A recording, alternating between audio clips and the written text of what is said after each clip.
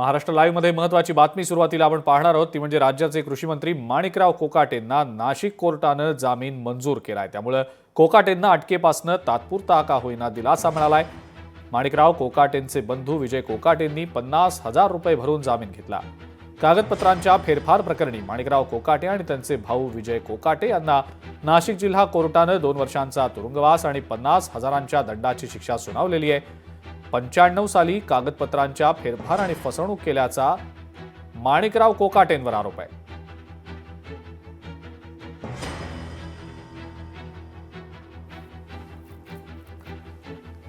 या सगळ्याचा आढावा घेतला आमचे प्रतिनिधी महेश महाले यांनी।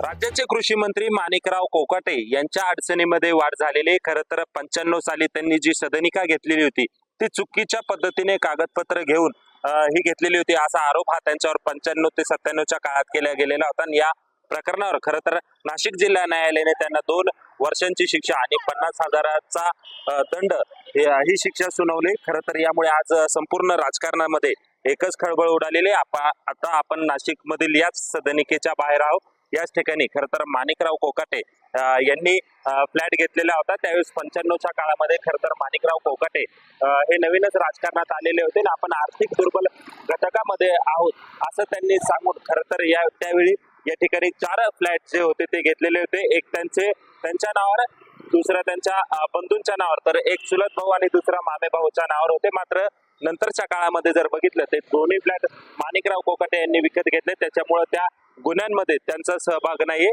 आज न्यायालयाने खरं तर कृषी मंत्री माणिकराव कोकाटे यांना 2 वर्षाची शिक्षा आणि 50,000चा दंड सुनावला। यानंतर खरं तर त्यांनी जामिनासाठी अर्ज केला आणि दंड भरून जे आहे तो जामीन मंजूर केलेला आहे आणि आता याच्यानंतर ते आहे ते हायकोर्टामध्ये या प्रकरणामध्ये आता त्या संदर्भात दाद मागणार आहे। हायकोर्टामध्ये अपील करण्यासाठी खरं तर माणिकराव कोकाटे यांना 2 आठवड्यांची मुदत ही देण्यात आलेली होता। आता हायकोर्टात माणिकराव कोकाटे हे कशा पद्धतीने बाजू मांडतात ते देखील पाहणं महत्त्वाचं ठरणार आहे। कारण एकूणच जर बघितलं तर माणिकराव कोकाटे हे स्वतः पेशाने वकील आहे, त्यामुळे ते त्यांची बाजू कशा पद्धतीने मांडतात आणि कसा न्याय घेतात हे पाहणं देखील तितकंच महत्त्वाचं ठरणार आहे। महेश माले, लोकशाही मराठी, नाशिक। माणिकराव शिवाजी कोकाटे आणि त्यांचे जे भाऊ आहे विजय शिवाजी कोकाटे यांना जो सरकार पक्षाने जे 10 साक्षीदार तपासले त्याचा जो साक्षी पुरावा होता तो ग्राह्य धरून 2 वर्ष शिक्षा आणि 50,000 रुपये दंड अशी शिक्षा ठोठावलेली आहे। ही कधी तक्रार करण्यात आलेली ही तक्रार जी आहे ती 97 सालातली होती।